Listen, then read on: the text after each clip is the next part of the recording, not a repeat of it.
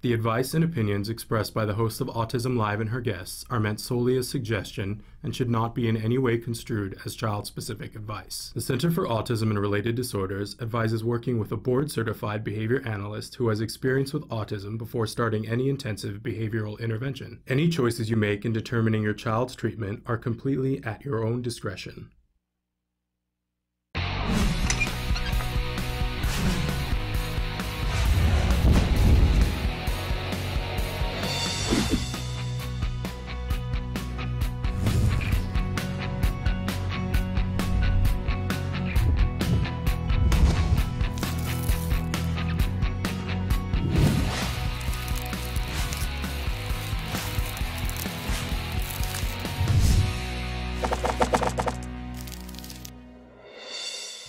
Good morning and welcome to Autism Live. I'm Shannon Penrod and we are webcasting to you live from the Center for Autism and Related Disorders headquarters in Tarzana, California.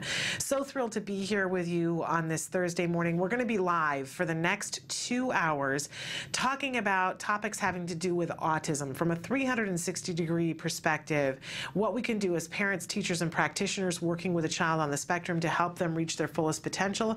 And if you're somebody who is on the autism spectrum, a young adult, a young teenager, or an adult, don't have to be young, hopefully giving you some tools that you can use to progress in different areas of your life that you want to see progress in. And we look at it from all different, as I said, 360-degree perspective about what teaching tools are and what resources there are, how do you fund this, what funding sources there are, and the emotional aspect, of course. We could never leave that out of it because it's a very big part of it. Now, I am not an expert in autism, and I always like to remind everybody at the start of the morning that you know, it would be lovely, and someday maybe I'll feel comfortable, maybe I'll go back to school and I'll be able to say, oh, yes, I'm an expert in autism. But that is not the case. I am not even an expert at being the mother of my own child who happens to be on the autism spectrum. Just when I think I have a handle on it, he grows on me. Isn't that a wonderful quality problem? And then I have to relearn all kinds of new things. So what I am an expert at is the fact that I'm not an expert in autism. I have a great expertise in that field. My son was diagnosed with autism 7 years ago when he was 2.5, and I know that on this journey I had so many answers, had so many questions that I was looking for, answers that I was looking for, and I still do. I have lots of questions. I have a couple of answers for my own individual child, but as we know, all of our kids are different. And I just want to be a person who's here to help as much as I can to guide you to answers and get experts in here who can talk to you about the kinds of things that you want to know about.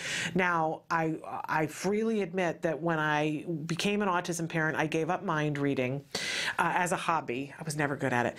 I'm being sarcastic, yes. But in any case, I can't read your mind and I can't know what you individually need. So I would ask you to tell me. That's all you need to do is to tell me, and you can do that in lots of different ways. Emily's going to start to show you some of the different ways you can connect with us here at Autism Live.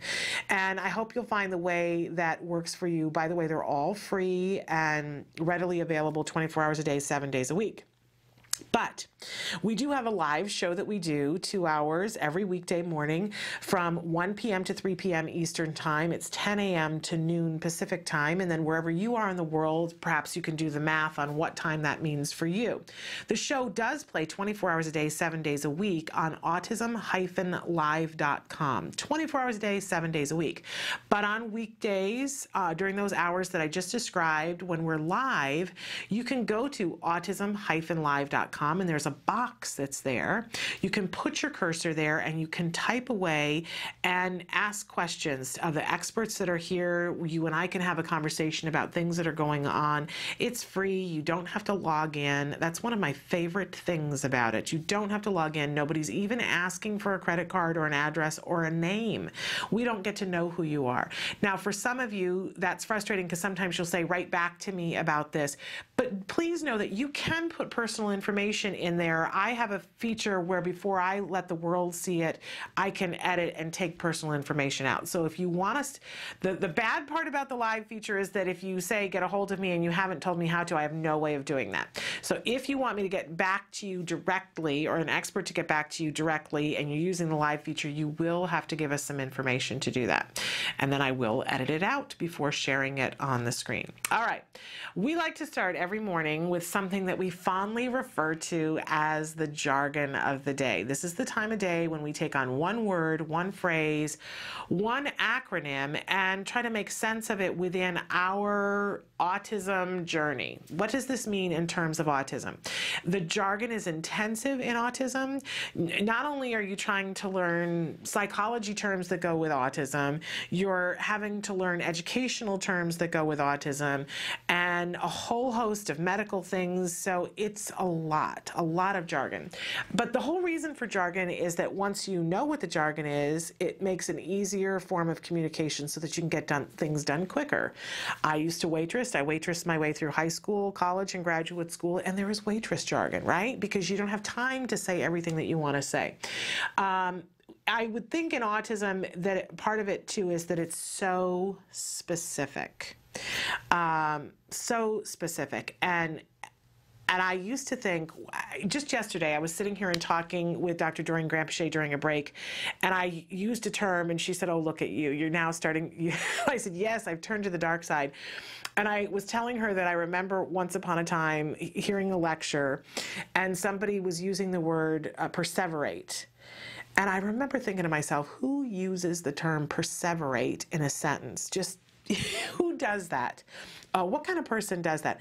And I have now. I've used it in a sentence because I would have said before, oh, so-and-so is obsessing on it. But, you know, the truth is that when I'm referring to my kid and it's something he's obsessing on because of autism, obsessing doesn't really quite say exactly what I want it to say, but perseverating on it does. Slight distinction. But in any case, it's good to make friends with the jargon so that you at least understand what the experts are saying, what the teachers are saying when they're talking to you about yourself or about your child. You want to have an understanding without having to stop the meeting and say, you know, speak English. So that's why we take the jargon on a little bit at a time. Our term today is one that we will hear a lot, especially when we're combating challenging behavior. It is extinction. Now, if you are a wildlife lover, then you certainly have heard of this term before, right?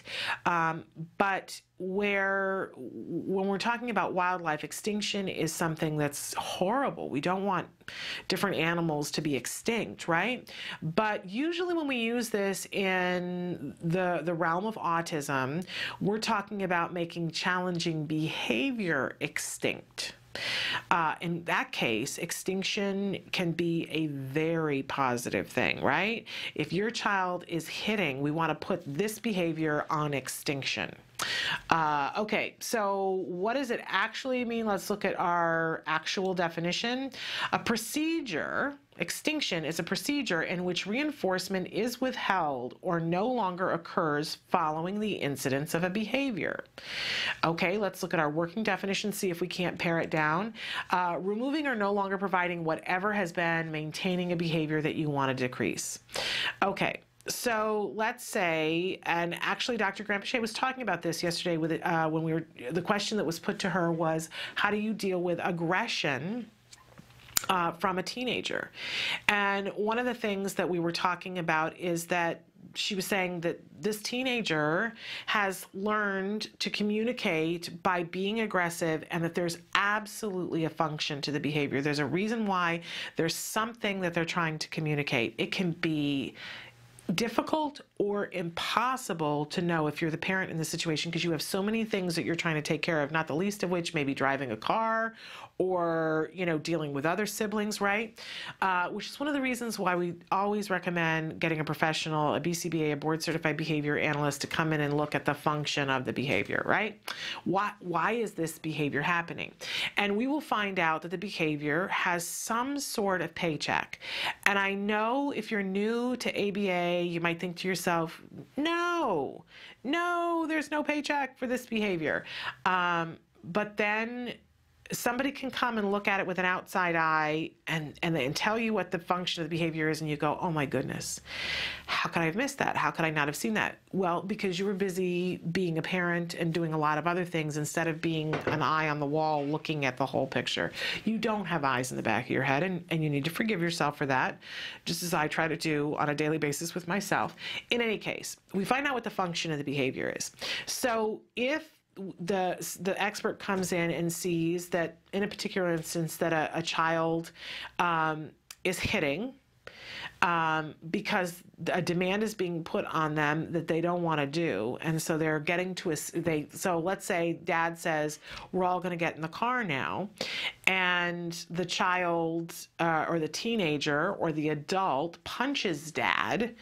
Now dad has to deal with being punched, and everybody's upset, and people are yelling and talking to each other, and mom stands there and says and this is not the circumstance from yesterday, I'm just making one up, but mom stands there and says, you know you're not supposed to hit your dad. And now guess what happened? If the child was doing it because they didn't want to get into the car because the seatbelt chafes and they don't like getting in the car because of that, well, they just escaped having to get into the car and put the seatbelt on for maybe 2 minutes. And that may not seem like a big deal to us, but trust me, for our kids, it's enough. I'm trying to think of things that, like, I am not good with heights. And if you took me up onto the top of a bridge, somehow sedated me and got me up to the top of the bridge and told me that I was going to walk myself, I would be doing all kinds of things to postpone it. It wouldn't matter if it was for 10 seconds or 2 hours. I would be just trying to postpone it in that moment. I'd be talking to you. I'd tell you jokes. I would distract you. And if it got bad, I might get to the point where I kicked or punched you because I would be really uncomfortable. So the paycheck in this instance is that they got a delay. They got a reprieve from doing the thing that they wanted to do. If we were looking at this behavior and saying, okay, we're going to put it on extinction, we're going to cut the behavior off from its paycheck. Boom. It doesn't get the paycheck anymore. So in this particular example, if the child is trying to escape something, we make it impossible for them to escape the task for even a second. I've told the story before about my son when he was sitting and doing homework and he didn't want to do the homework. And so he would do things like throw his pencil on the floor, or if I would sit there and hold the pencil so that he couldn't do it, then he would go all, spaghetti legs and slide onto the floor off of his chair. Well, the amount of time that it would take me to lift him to get back up on the chair to do the homework, then he had time to throw the pencil. We're delaying it, the whole thing. And finally, what was said to me was, you can't allow whatever he does to stop the homework process at all. And I remember thinking, well, how in the hey nonny do you make that happen? But it was explained to me very specifically that in that particular circumstance, that that I was going to sit there right with him, and if I had First, I had a bucket of pencils that were all sharpened, and because he would try everything, you guys. He would break the pencil point. He'd just push down too hard. It would go, oh, I got to sharpen the pencil. We're delaying it, right? So I had to have a bucket of sharpened pencils. So he would break a pencil. I would put another pencil in his hand, and I would keep it moving, like not even a second would go by. Then he would go spaghetti legs on the floor, and this only took one time, by the way, before we fixed this, because he realized, oh, geez, this doesn't work. She's going to make me do it anyway. But he went spaghetti legs on the floor, and I got down on the floor with him with the paper without a beat and made his hand write the thing because he didn't want to do the writing. Hard, yes, but what he realized was this behavior doesn't get me the thing I want, and so he abandoned it. I didn't say anything to him. I didn't say, we didn't sit down and have a big discussion about it and say, this isn't going to work for you anymore. He had to experience it, right? And so there was no discussion about it whatsoever. And I couldn't allow myself to get frustrated. I had to be really well slept.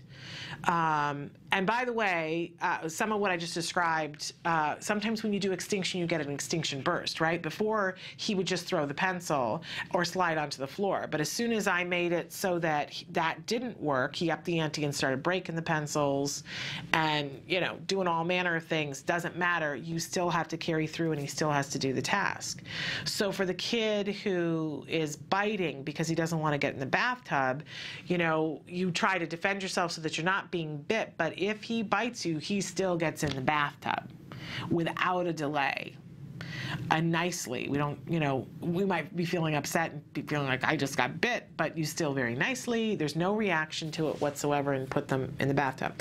Now, a lot of times when we do extinction, it's because the function of the behavior was attention.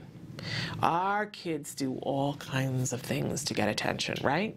And when a child is desperate to get attention, it doesn't matter to them whether it's good attention or bad attention.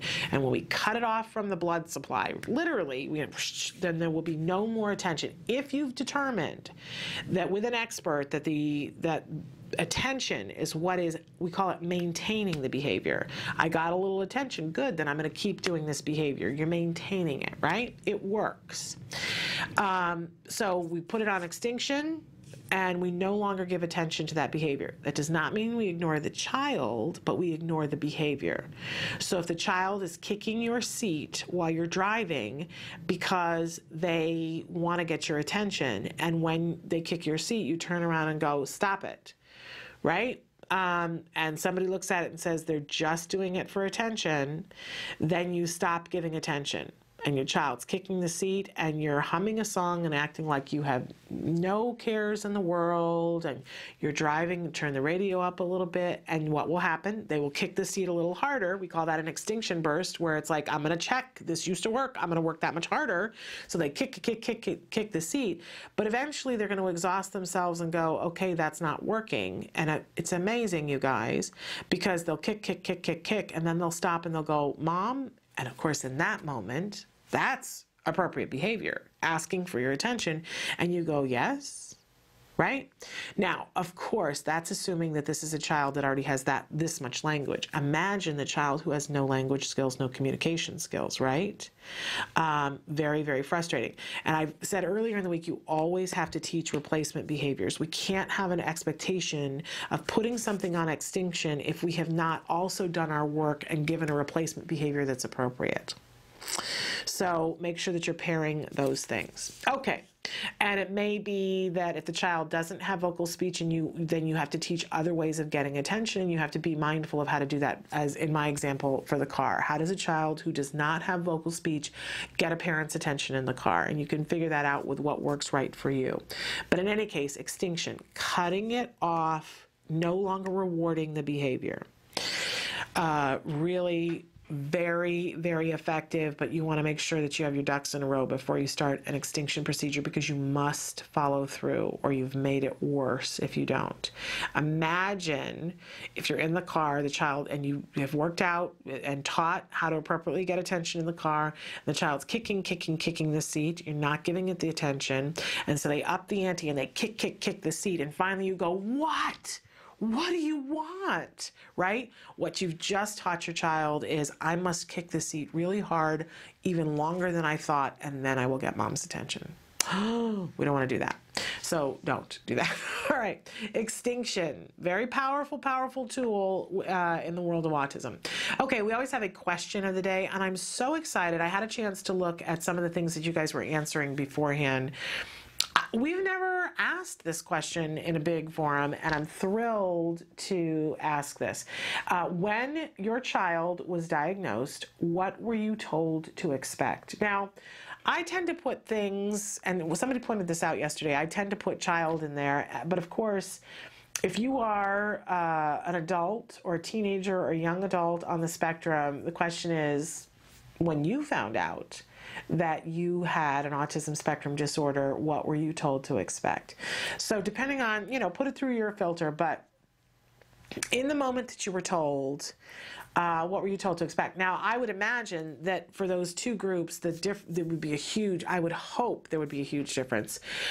So much of the time, for those of us who had our children diagnosed,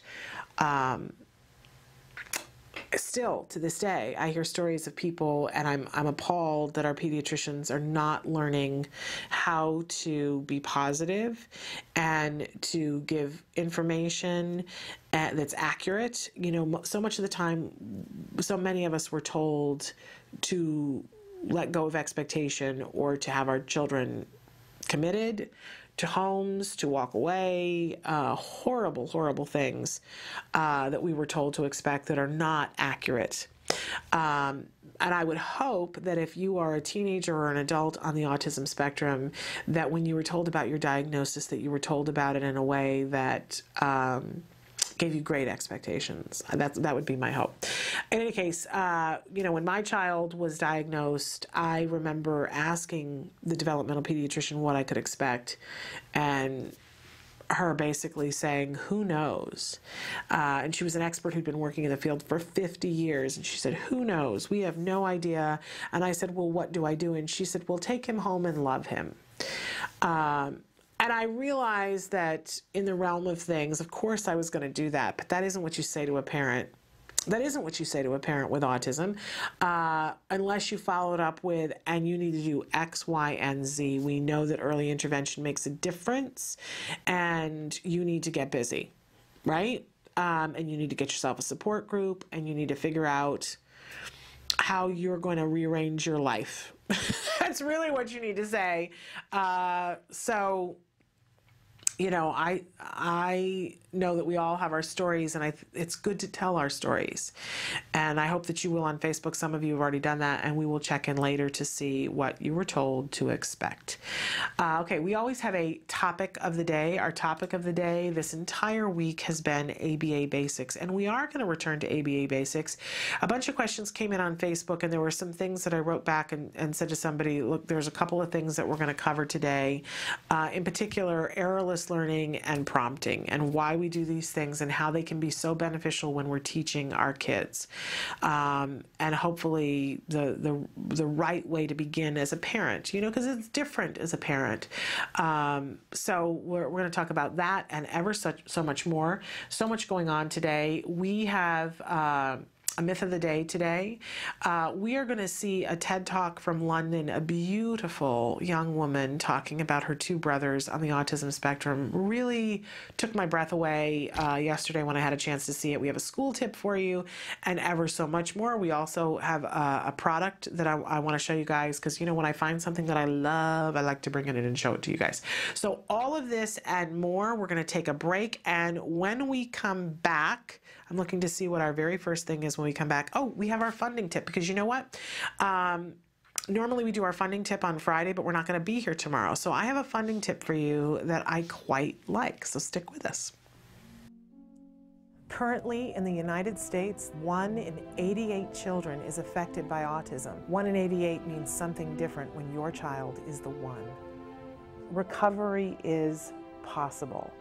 Hi, I'm Shannon Penrod, host of Autism Live, an online show about autism broadcast by CARD, the Center for Autism and Related Disorders. I'm also the mother of a child with autism, my beautiful son, Jem. You know our old joke? Guess what? Chicken butt. Chicken butt. So we're going to take the chickens.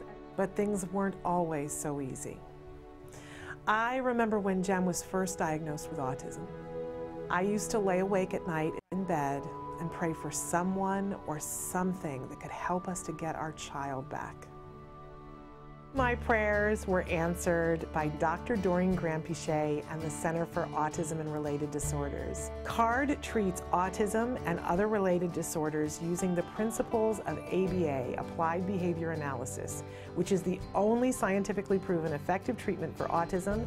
It is also recommended by the American Academy of Pediatrics and the U.S. Surgeon General. About a year after we started treatment with CARD, we were able to see tremendous improvement, and we got our child back. What grade are you in? Second. You are a smart cookie, huh? Mm-hmm. Do you like school? Yeah. Do you have any good friends? Yeah, Oscar. Oscar is your best friend? Yeah. And my child is just one of thousands to benefit from CARD ABA therapy.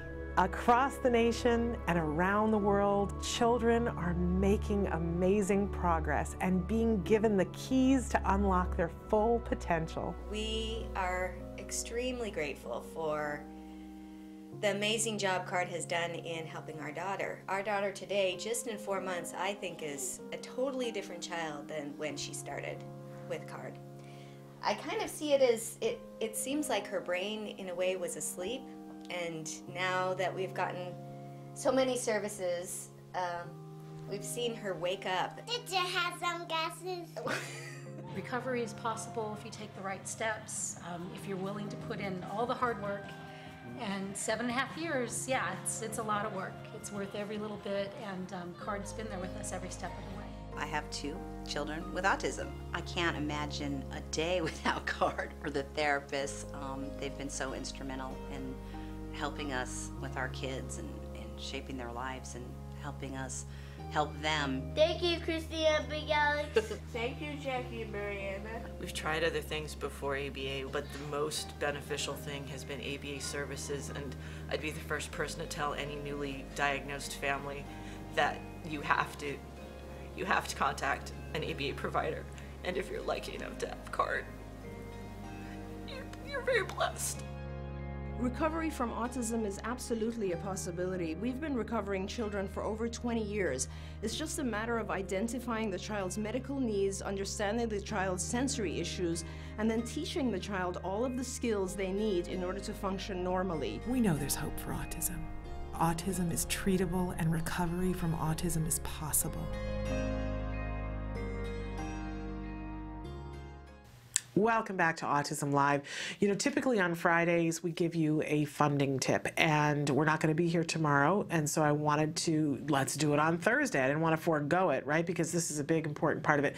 Now, a couple of weeks ago we had on a wonderful lady from italk.com, and she has this fabulous resource on her site that's called Tuesday's Treasures. And so I want to give credit where credit is due, that I got this funding tip from her Tuesday's Treasures, and I really want to encourage you to go check out. She has like 54 different tips that are along the lines of this one. So definitely check out Tuesday's Treasures at www.italkwith2as.com. But the site that I want to refer you to today is Blooming with Autism. This is an organization that gives away up to $2,000 grant. There's a application process that you want to go to. You do need to have a diagnosis of ASD, but it could be autism, Asperger, or PDD-NOS. You also have to submit your tax return from the previous year and sign a public release form so that they can talk about who they give their grants to. And people do want to know where their money goes to. That's part of their fundraising initiative. And they put pictures on their website of all of their grant recipients. And they do take donations, by the way, on their PayPal. And this organization, just to be clear, because I took notes on it last night, the grant can be used to fund alternative therapies that children may not receive in school, including equine therapy, chiropractics, applied behavior analysis, speech, and the treatment of allergies. And I'm told that they also are willing to fund iPads as well. So a different array. You know, what's interesting about when you go to funding sources, there are some things, and I was looking at some of the different things that she features on. There are sites on her Tuesday's Treasures. Again, that's italk.com. And on her Tuesday, there are places where if you've had some sort of an incident in the last 90 days where your car has broken and you need funding, or you've lost your job in the last 90 days and you need help with rent, there are places that fund that kind of thing. And then there are other things that just fund iPads. And then, for instance, Act Today, who funds all kinds of treatment things. And this one, very interestingly, funds a wide range of things as well as applied behavior analysis. So a lot of you have been writing in and saying the copay thing is sinking your battleship, and we don't want that to happen. So if you need this for ABA to pay a copay, here's up to a $2,000 grant. And again, this is Blooming with Autism.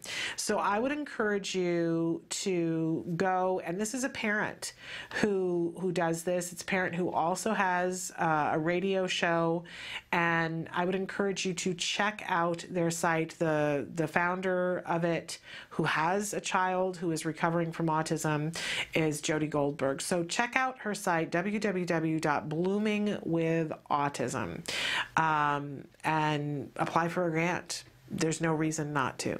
All right, that's our funding tip for the week. We're going to be back with, I'm checking my schedule here, the myth of the day. Myth of the day. Stick with us. You say howdy, we say hi. Let's get rowdy, let's get wild. Let's get wild. Let's get wild. Let's get wild. Welcome back. You're live on Autism Live, and I've got my friend Jennifer here. I'm so excited she's here to help me. She's got a son named Dylan. I got a son named Jeff. We got all sorts of allergy issues. And a lot of you say, what the heck can we do to eat breakfast that's not full of carbs? And getting my son to eat vegetables. Oh, yeah. This is a vegetable. So we're going to eat vegetables today. And so what we're making is zucchini muffin. So let's go ahead and get started. So we just dumped in our zucchinis. You can start with less if you want to graduate your kid to actually eating healthy. We're going to do some eggs. And again, I use the organic cage-free eggs. So there's our eggs. I'm going to add in our oil. Again, I use a high heat oil. And the reason why I use a high heat oil, because when you bake, you want to make sure you're using an oil that doesn't disintegrate, because when oil gets too hot and it's not meant to get hot, it becomes toxic. So you got to be careful with your oils. So there goes our maple syrup, and again, organic maple syrup. What we're going to add next is cinnamon and our baking soda, baking powder to our mix. There's a lot of variations on flours. A lot of our kids are allergic to wheat, so there's a lot of things we can do to make this SCD, specific carbohydrate compliant, or just gluten-free, casein-free, soy-free. And flaxseed meal. Flaxseed meal is a great resource for extra fiber within the kids' diets. We're just going to turn on this fabulous, wonderful KitchenAid, and we're good. It's a great, great looking batter. And what we're going to do is talk a little bit about baking, where almost everything is aluminum, and aluminum can be a problem for some kids, especially kids that can't methylate and take the toxins out with their body. But if you've got, like me, I've got muffin tins, so I have the ability to just simply put in some cupcake holders, and that actually holds that together if I want to freeze it. Hey, nice work. Those look good, but wait till you see them when they're done. All right. So go ahead and pull them out. Here are the fabulous muffins. Now, if you've got a sensory kid that doesn't like vegetables, I can already ice by the zucchini. Remember what I told you earlier. Dissolve that simply by peeling off the green layer, and then it will cook literally translucent. Such a nice golden brown. I love how the texture is. We know that the breakfast can be a challenge. This makes that process a whole lot easier for you and your family. I really appreciate all the feedback. We definitely want to hear from you for our next segment. If you'd like us to cook something, or maybe make an old favorite and that's allergy-free, we can do that here on Autism Live. So give us your feedback. You can email us at autismlive@gmail.com. We also have a Facebook page like everybody, facebook.com/autismlive. And also you can reach Taka on the Taka website at Taka Now. We'll see you again soon. Thanks for joining us on Autism Live. We say howdy, we say hi. Let's get rowdy, let's get wild. Let's get wild. Welcome back. It's time for the myth of the day. And thinking about what one of the biggest myths having to do with autism is, I think almost all of us would agree that there's this notion of the window. You know what I'm talking about? I hope that people are using this less and less. But on the one hand, we talk all the time about how important it is for early intervention, right? And I think that puts even more emphasis on this window. When my son was diagnosed with autism, we certainly heard a great deal about the window, that there is a window of time that is corroborated by tons of scientific studies saying that if you get in early enough, that there is a window in which your success rate is significantly higher. Now, what are we terming as success, first of all, right? Of course, and we've talked about before that in some cases, and they've scientifically documented and proven this, there are kids who, if you get in that window, will recover. They'll be virtually indistinguishable from their peers the rest of their lives, that they won't be able to be identified as somebody who once had an autism spectrum diagnosis. Okay, and if we're thinking of that as being success, then yes, in terms of science, what we currently know, there is a window during which your odds, and remember, odds are not everything, but you increase your odds by getting in during that window. It is a reason to get early intervention.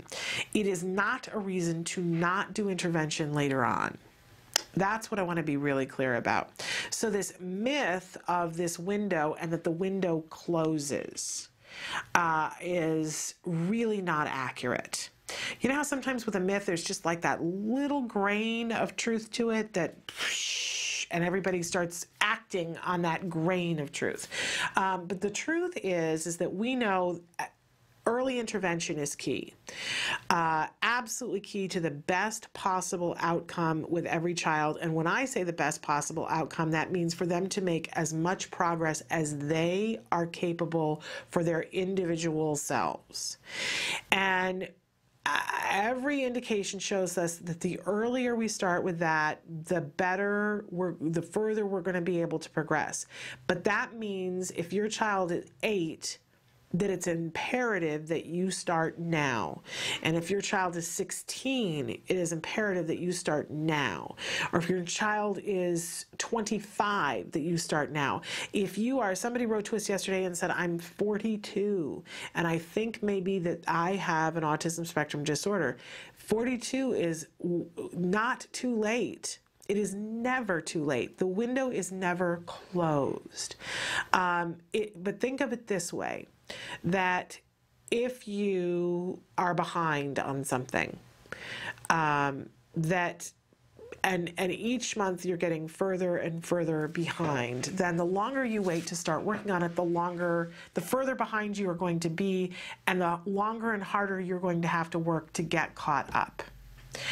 And if you have somebody who is 6 months behind, a child who is 6 months behind where they should have been developmentally, milestone-wise for typical, then you're trying to keep up with so you don't get any further behind, and you've got 6 months to catch up.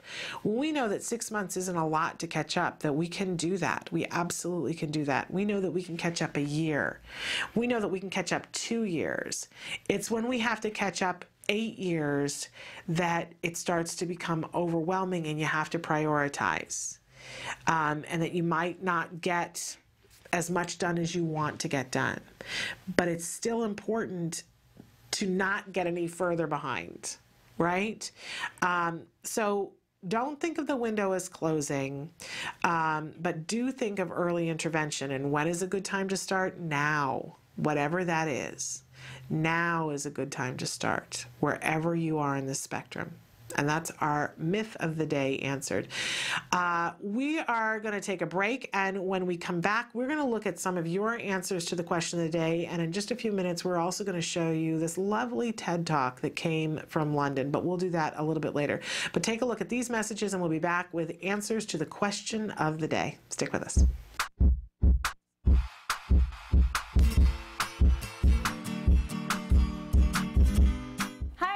Welcome back. For the month of February, I thought it'd be a great idea to work on an activity that would help your kiddos identify and label emotions. And to help me out today is my good friend, Jamie. Hey, Suzanne. Hey there, Jamie. Hey, how can I help? Well, the way you can help me out is that because you're a sock puppet, you can do things with your face that I cannot do. No way. Totally. The way you can do it is that, you have interchangeable features, which means you can make super exaggerated faces, which makes it easier for kiddos to identify them and to label them. Uh-huh. Hey, I have a favor to ask you. Yeah? Can you help us out and show us some of your faces you can make? Of course! Here we go! Ooh, you look super mad. I was super mad. Can you show us another one? Sure. Ooh, you look super sad. I was super sad. All right, can you show us one more? One more. All right. You look super excited. I was super excited. I am too. You know why? Because I really want to show everyone how to make a little buddy like you. So let's get started. The materials you'll be needing are googly eyes, felt, a hot glue gun, imagination, scissors, Velcro, some heavy cardstock, and a clean sock. All right, let's get to it. So the first thing you want to do is you're going to grab your sock. Hopefully it's not dirty and used. It's a clean one. And what you're going to do is that you're going to take your sock, fold it in half like so, and then you're going to take your scissors and cut down. The reason we're doing this is that we're going to make an area for the mouth. The next thing you want to do is you want to trim the inside a little bit, because if you don't, it's going to have an overbite. So I'm just going to take my scissors and just trim a little bit off, not much. Now that this guy is ready, I'm going to take a hard cardstock or note card or whatever you have that's a piece of paper. I'm going to fold it in half. And what I'm going to do with this is going to be the inside of its mouth, the kind of reinforcement so you're able to move its mouth around. So I'm going to just cut it into an oval. And don't worry, if it's a little too big, you can always trim it.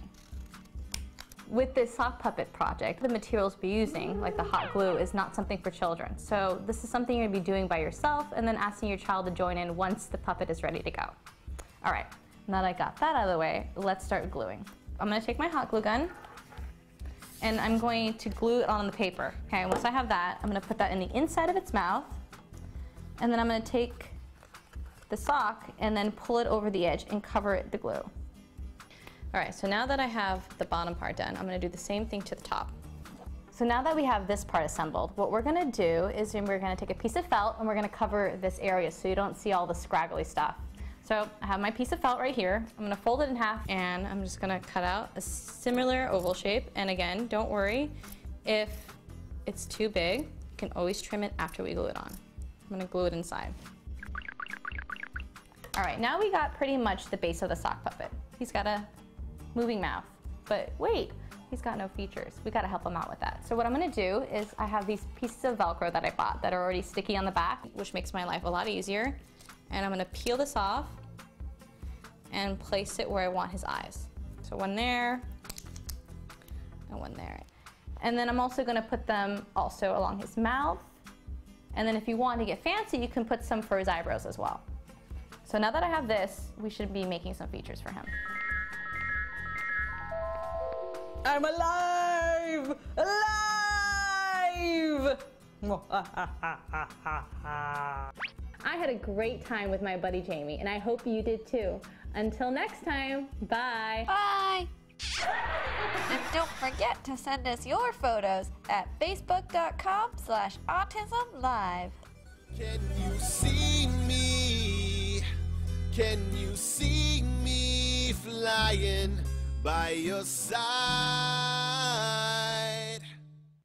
Welcome back. We ask you a question every day, and today we asked you, when your child was diagnosed, what were you told you could expect? And you guys have written in, somebody wrote in, actually, I don't usually give out the names of who writes, but you can see them on Facebook. But we just had her as a guest on the show recently. Becky Estep was here with us, a great, great mom. And she wrote and said the exact words of the pediatrician were, he should be sheltered as an adult. Well, now that's real helpful to say to somebody with a child. Another person who wrote in and said, I wasn't told anything. And 3 weeks later, the doctor left the practice, and me totally lost and figuring things out for myself. Such a disservice. And boy, isn't that a polite way of wording it? Somebody else said that if we were lucky lucky, by the time he was a teenager, he would just appear to be a little slower than his peers.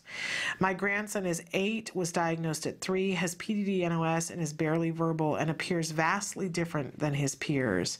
We are always optimistic and hopeful for improvement, but realistic and accepting of the fact that he is obviously and unmistakably autistic.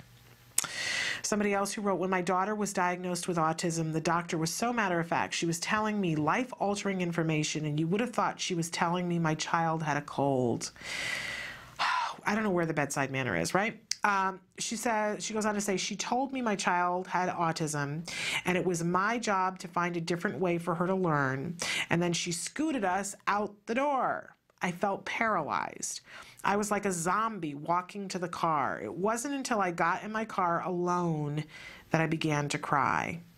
I still cry, mourning the things she won't have in her life, but my husband and I have tried to expose her to all the wonderful things life has to offer.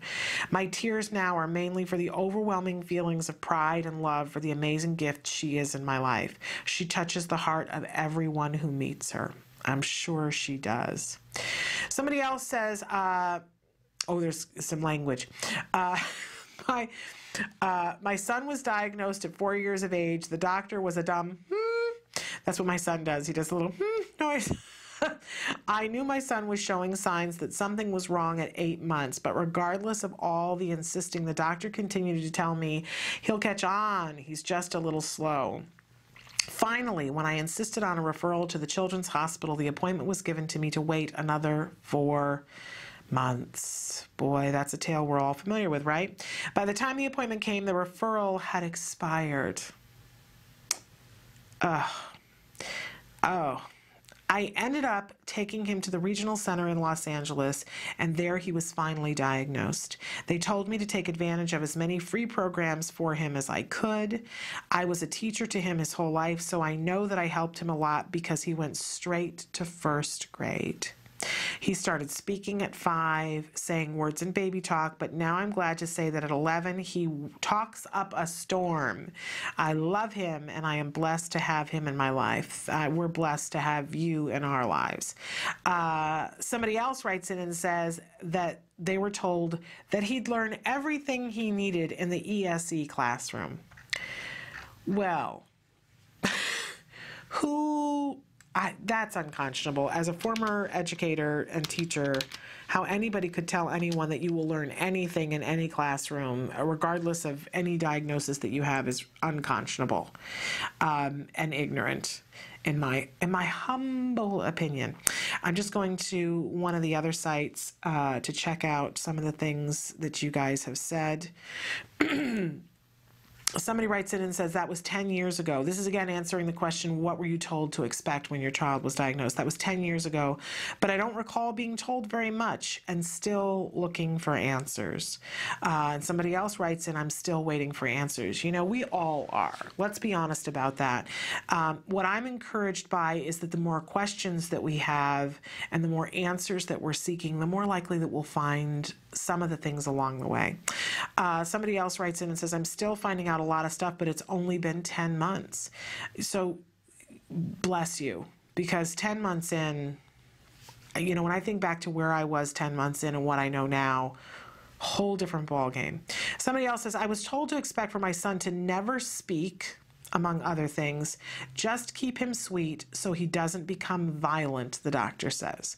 Well, now, isn't that useful? And that person goes on to say that sign language, sign language has opened the window quite a bit. I want him to be able to express himself in as many ways as possible. Communication is key, right? Functional communication is really the thing we have to start with, no matter where the individual is on the spectrum. Another person answering the question, what were you told to expect when your child was diagnosed, says not much. We were given the titles of some books we should read. Services here in Northern Ireland aren't great. There is definite room for improvement. Love hearing from Ireland. Another person who writes, my son's pediatrician told me not to expect much from him as an adult. She said he would probably have a job where he pushes a broom. Oh, okay, that makes me mad. that's an outrage. What a horrible thing to say to a parent.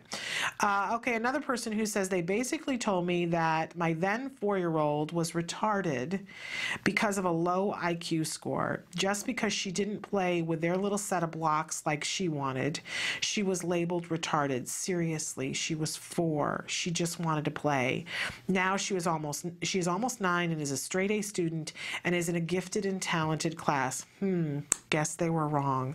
And you know what? That is why we talk about these things, because today, somewhere in the world, somebody had their child diagnosed and some ignoramus, and yes, I mean it when I say that, some ignoramus inappropriately used a term that we don't, first of all, that term, the R word, retarded, is outdated, and really we need to work hard to make that term not used in medical circles. Do you know the state of California still uses that as an official designation for a class of children?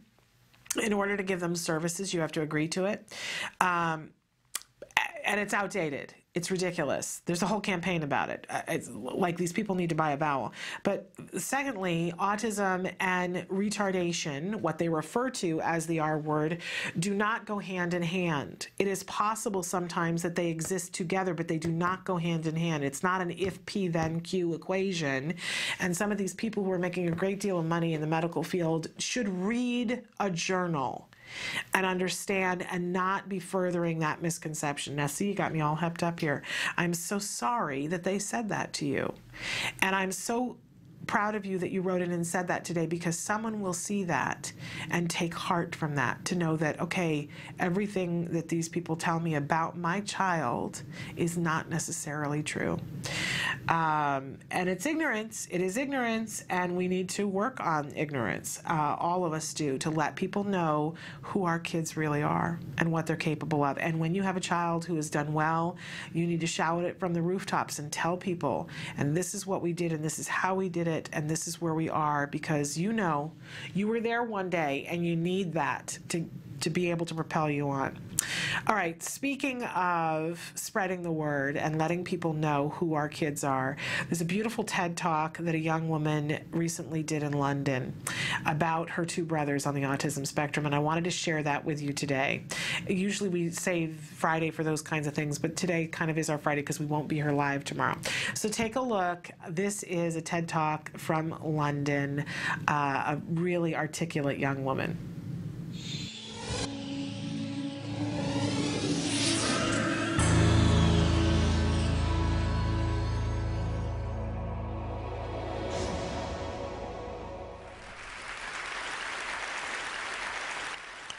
Today, I have just one request. Please don't tell me I'm normal. Now, I'd like to introduce you to my brothers. Remy is 22, tall, very handsome. He's speechless, but he communicates joy in a way that some of the best orators cannot. Remy knows what love is. He shares it unconditionally, and he shares it regardless. He's not greedy. He doesn't see skin color. He doesn't care about religious differences. And get this, he has never told a lie. When he sings songs from our childhood, attempting words that not even I could remember, he reminds me of one thing: how little we know about the mind and how wonderful the unknown must be. Samuel is 16. He's tall, he's very handsome. He has the most impeccable memory. He has a selective one, though. He doesn't remember if he stole my chocolate bar, but he remembers the year of release for every song on my iPod, conversations we had when he was 4, weighing on my arm on the first ever episode of Teletubbies, and Lady Gaga's birthday. Don't they sound incredible? But most people don't agree. And in fact, because their minds don't fit into society's version of normal, they're often bypassed and misunderstood. But what lifted my heart and strengthened my soul was that even though this was the case, although they were not seen as ordinary, this could only mean one thing: that they were extraordinary. autistic, and extraordinary. Now, for you who may be less familiar with the term autism, it's a complex brain disorder that affects social, communication, learning, and sometimes physical skills. It manifests in each individual differently, hence why Remy is so different from Sam. And across the world, every 20 minutes, one new person is diagnosed with autism. And although it's one of the fastest growing developmental disorders in the world, there is no known cause or cure. And I cannot remember the first moment I encountered autism, but I cannot recall a day without it. I was just 3 years old when my brother came along, and I was so excited that I had a new being in my life. And after a few months went by, I realized that he was different. He screamed a lot. He didn't want to play like the other babies did. And in fact, he didn't seem very interested in me whatsoever. Remy lived and reigned in his own world with his own rules, and he found pleasure in the smallest things, like lining up cars around the room, staring at the washing machine, and eating anything that came in between. And as he grew older, he grew more different, and the differences became more obvious. Yet beyond the tantrums and the frustration and the never-ending hyperactivity was something really unique. A pure and innocent nature, a boy who saw the world without prejudice, a human who had never lied. Extraordinary. Now, I cannot deny that there have been some challenging moments in my family, moments where I wished that they were just like me. But I cast my mind back to the things that they've taught me about individuality and communication and love, and I realized that these are things that I wouldn't want to change with normality. Normality overlooks the beauty that differences give us. And the fact that we are different doesn't mean that one of us is wrong. It just means that there's a different kind of right. And if I could communicate just one thing to Remy and to Sam, and to you, it would be that you don't have to be normal.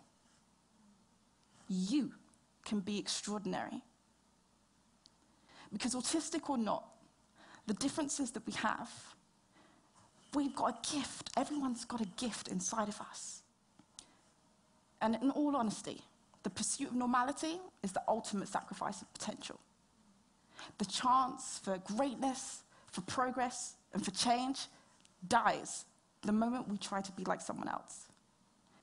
Please, don't tell me I'm normal. Thank you.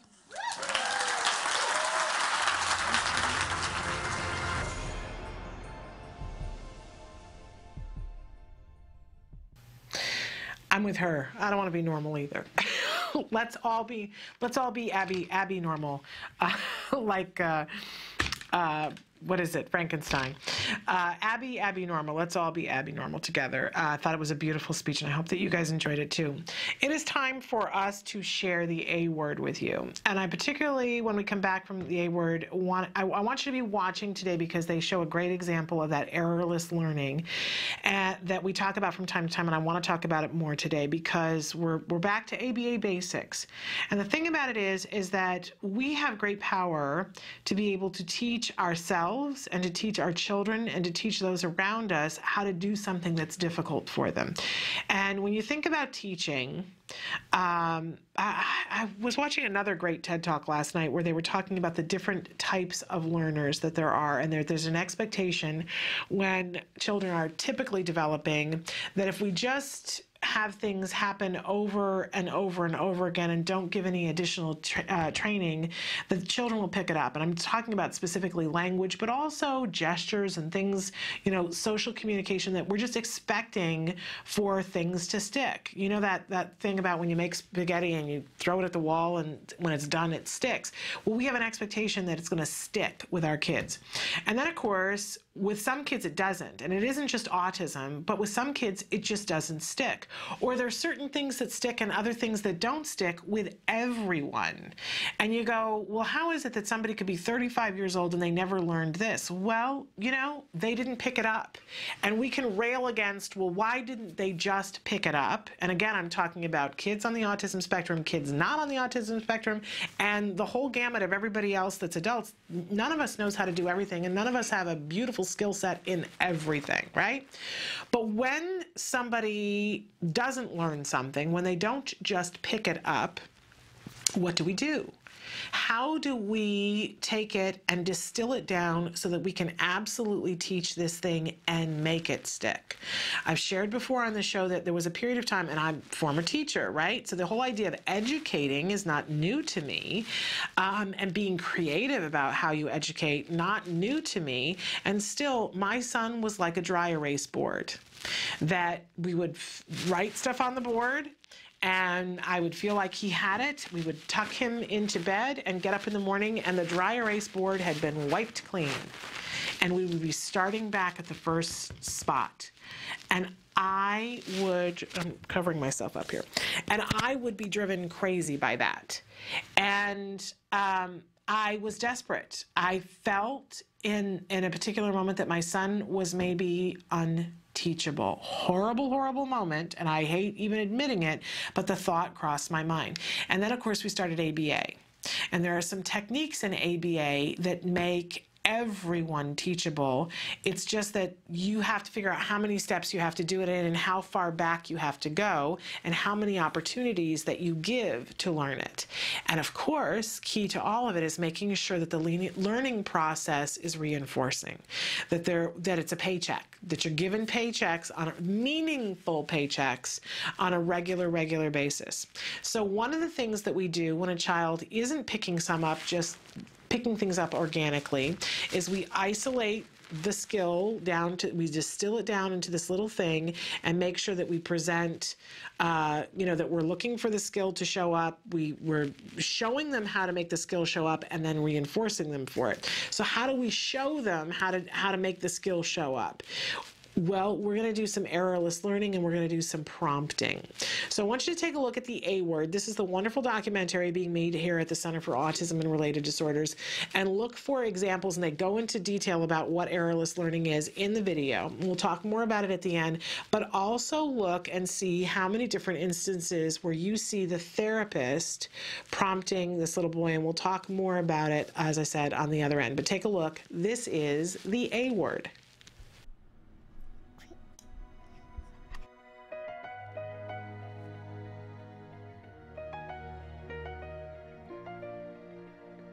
Other people who don't really get it, it's like, it's not a big deal. But it's like, yeah, we've been working on this for like 5 months. And he finally did it on his own. And I think that's the most exciting thing. Star. Can you say star? Mouse. Huh? Dog. Pivot. Jack Riley. Talk Riley. Come here. Baba, talk Riley. Yay! Hi. Good boy. Can you sit down? Thanks. All right. What do you want to play when we're done? Do you want the tractor or you want a puzzle? Puzzle. You want the puzzle? Okay. Okay, ready? What is it? Say needs knees. Good boy. What is it? It's knees. Good job. Transitioning, he always has to say bye-bye, and it just makes him so sad. But I know they use it as a transition word for him, but I kind of want to vary it so that it's not bye-bye every time, like it's all done, or we'll play with it later, or something like that. And just kind of guiding him to whatever it is that we're doing. Or giving him words like, kind of have like 1 more minute playing with the blocks, or playing with the tractor. Just so he knows that he can ask for more time if he wants to. I just kind of want to nip it in the bud if I can. Okay, Jack, 1 more minute. Say okay. Okay.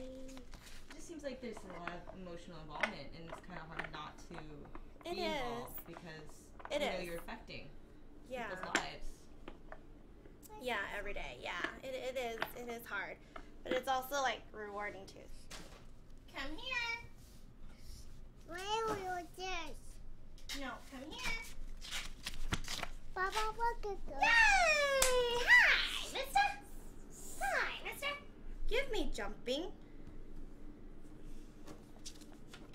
Good job. What is it? Jumping. Jumping. You're so smart. Give me jumping. Nice job. What is it? Jumping. One more sticker. Are you ready? So when you're teaching a new label, you start off with just the field of one, so that it's isolated and he knows that, you know, this is the only thing that we're looking for, so that when we throw them into the ones that he already knows, or even with ones that he doesn't know, we can be able to see if he can discriminate that these pictures are jumping versus the other one. So that's when the true test is, you know, does he know what the picture of jumping looks like. So then after this, I'm going to throw it in the field of unknown pictures to see if he can even discriminate. And after he knows that, then I'll throw it in with the actions that he's already mastered. Give me sleeping. Rock on, good job. What is it? Sweet. Sweet, nice. All right, Jack, let's go outside, okay?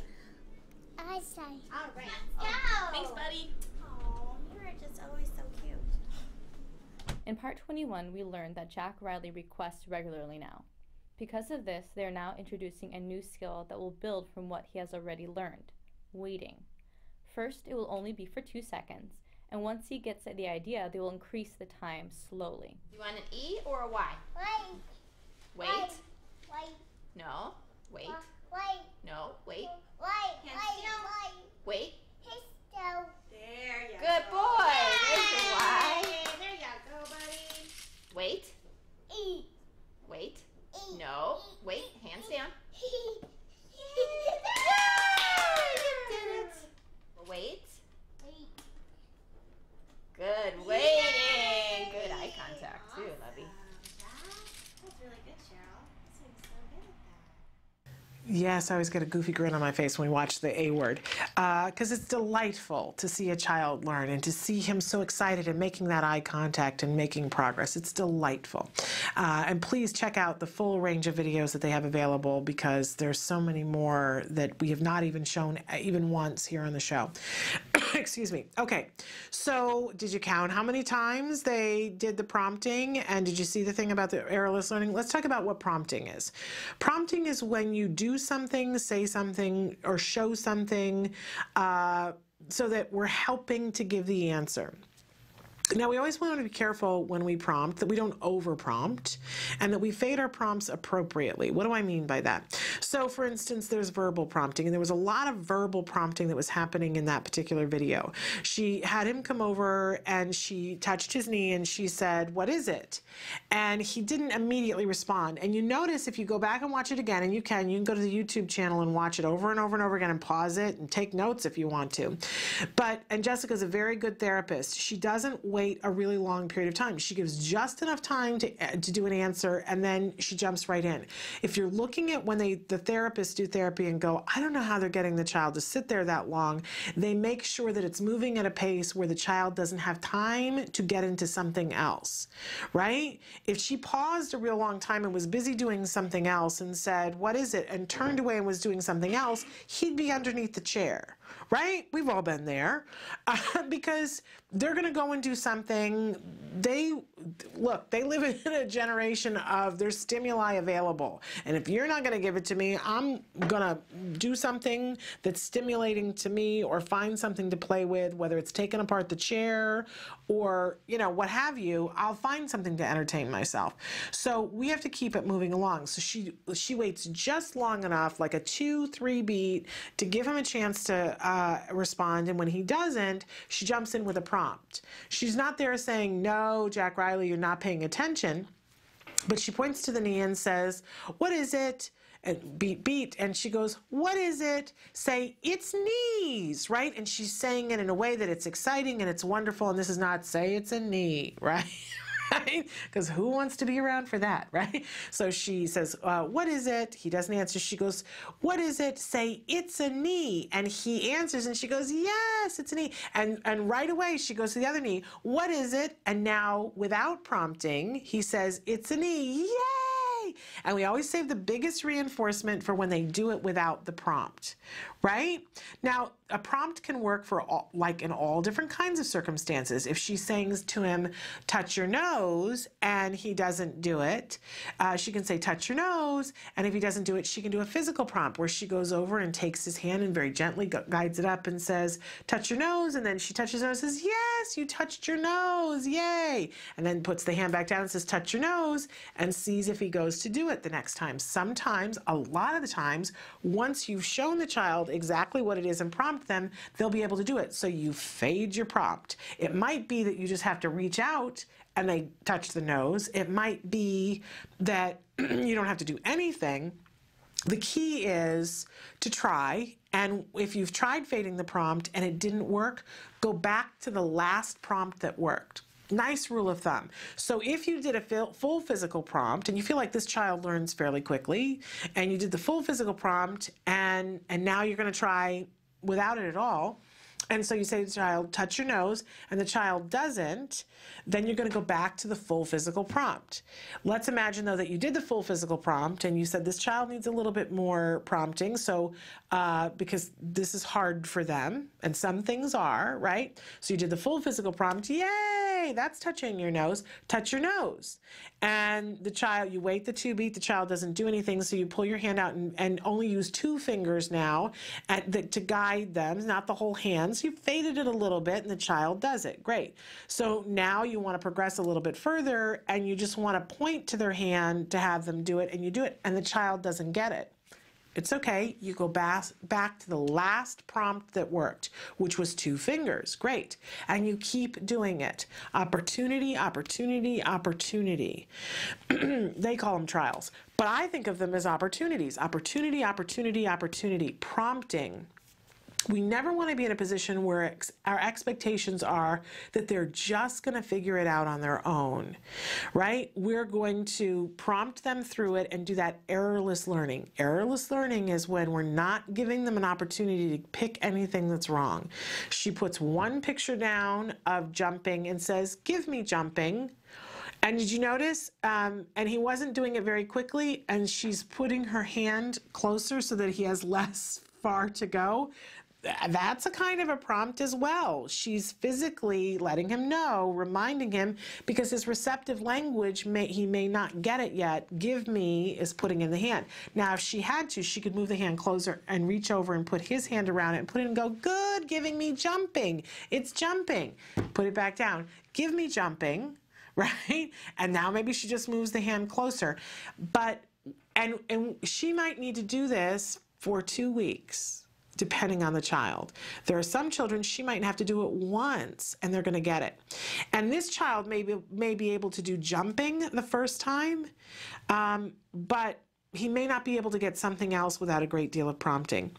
Somebody had written in and asked us yesterday about teaching prepositions. And that, remember that there are always, prepositions is hard. Whew, prepositions is hard. And remember that when we teach things, there's usually at least 2 sides of things, right?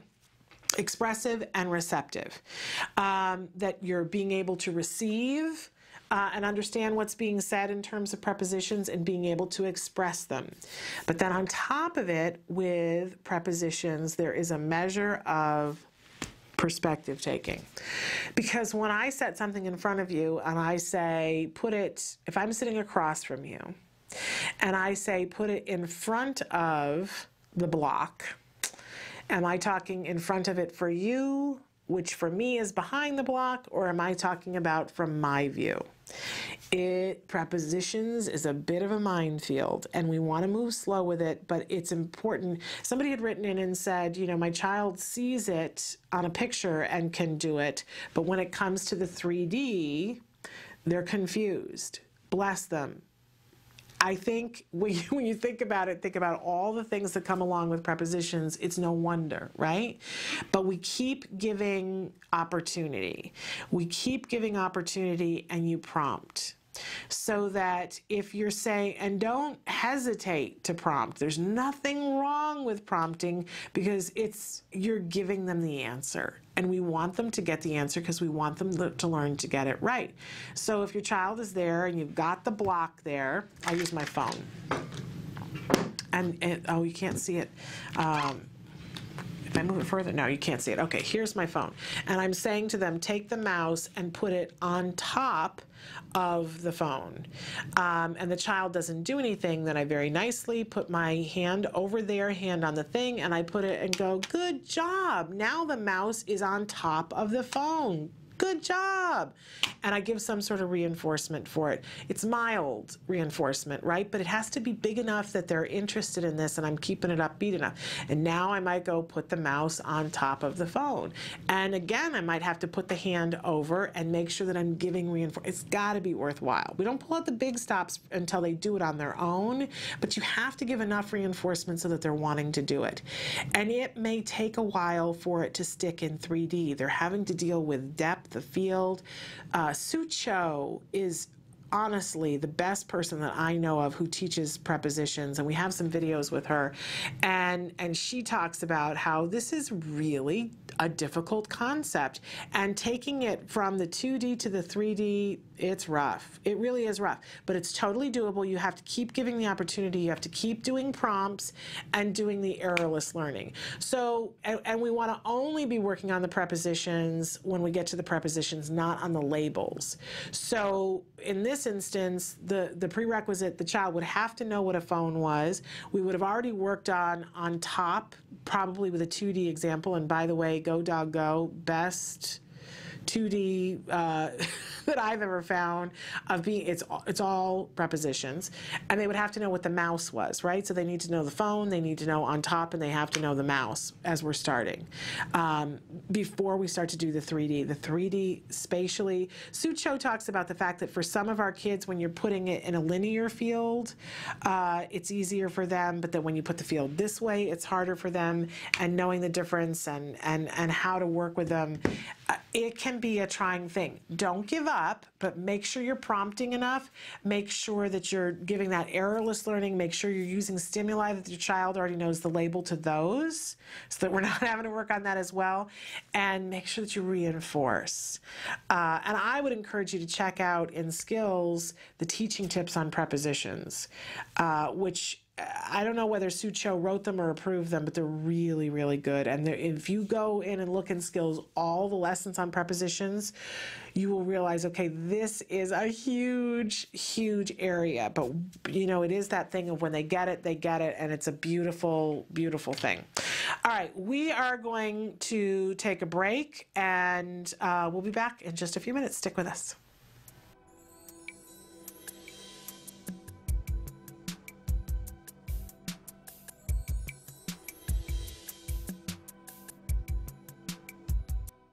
Hi, welcome. I'm here with Sue Cho, and Sue, tell us what you do.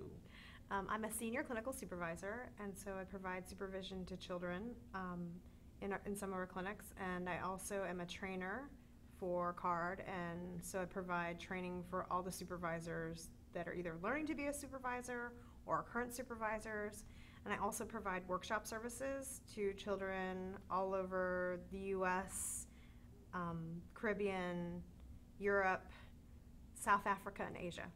Very cool. And you're here today to talk with us about teaching prepositions. Yes.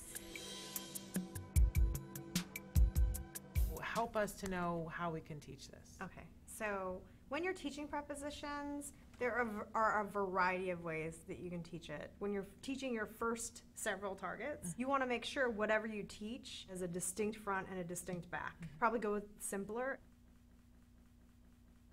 and then more complex when you're teaching your beginning targets. One way you can do it is always have the same item to use as your reference point. You can also do it where you're constantly changing your reference point. So maybe within a sitting I decide now I'm going to use a truck, or I'm going to use a box, or I'm going to use a chair.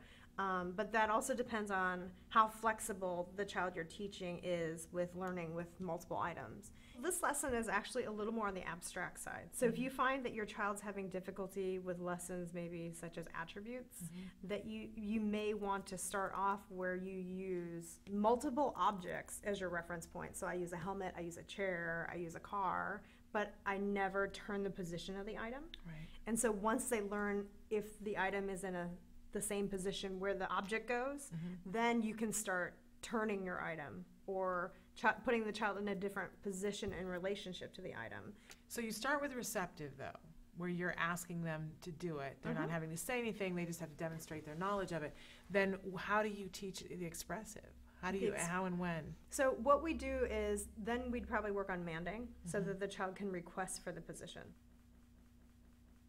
Let's say the child wants a particular color, but we're not working on colors. We're actually trying to work on prepositions. So I have a yellow block on the top. I have 2 white cars, but maybe there's a slight distinction, and they want the one that's in front of the helmet. So then they would have to say in front. So then they get the one that's in front. Okay. Okay. Great. Or when you're asking about tacting, at first I start off and I say, where is the block? And the child says, on top. I have some children that actually have a really hard time learning it receptively. I try to make them motivated to ask for a position then. And how do you motivate them to ask for the position? You want to put things there that you know that they like. It seems like one of the keys to this is having really preferred items to do the exercises with. Definitely, definitely. Because they're more likely to pay attention too then. Sue Cho is amazing. Really an incredible resource. But I have here for you right now a product that I wanted to talk to you about because when I find something that is wonderful, I do like to share it with you guys. So our featured product today, this is my son's actual, you can see it's a little bit squished and a little bit crumpled. This is our actual toothpaste tube from home that I stole. I had him brush his teeth before I left this morning and brought it with me. This is Jason's toothpaste. Now, a couple of things that I want you to know about this. First of all, this is flavored. The flavor for this one is orange, and it's quite tasty. He really enjoys the flavor, but notice that it says here wheat and gluten-free, sulfate, fluoride, and saccharin-free. No artificial colors or flavors. This makes me very happy because I have assurance that I'm not putting any of those things into my son's system. And for our kids with autism, sometimes they are very reactive to some of those ingredients. Now, they also make one with fluoride, so if it's appropriate for your child to have fluoride, you do have choices. But we have chosen this one in our family and are quite happy with it. It's very easy to use. It has, you gotta love this, it has the flip cap. So I can teach him at a very early age and have taught him to put the cap back on the toothpaste without having to worry about the fine motor skills of putting the screwing it back on. But he later on, when he's a little bit older, we'll focus on that as well. But he's already trained to the idea of I make sure that the cap is on the toothpaste and it's age appropriate for him to be able to do. And we've been using this for quite a while. I also love that there's a crab on here because I remember the first time that we picked this and he was so excited about that, was excited to go to the tube. It's very colorful. As I said, it tastes good. And most importantly for a parent, it works. But part of the reason why it works is because he's willing to brush his teeth longer. One of the big problems with brushing teeth is that kids don't do it long enough. But if it tastes good, they're willing to do it a little bit longer. And we have not ever had to fill a cavity. So that is a thrilling thing. Jason makes a whole line of products that are natural. In fact, some of the ingredients in this toothpaste where it's appropriate are organic, which is important to me, and it is cruelty-free, also important to me as a mom. But again, the biggest thing about this is that it works. And I'm not putting any extra ingredients into my child. Absolutely love Jason and love this particular kind of toothpaste. Thank you to Jason. All right, we're going to take a break, and when we come back, we've got some more things that you guys have written in about what you were told to expect when your child was diagnosed. So stick with us.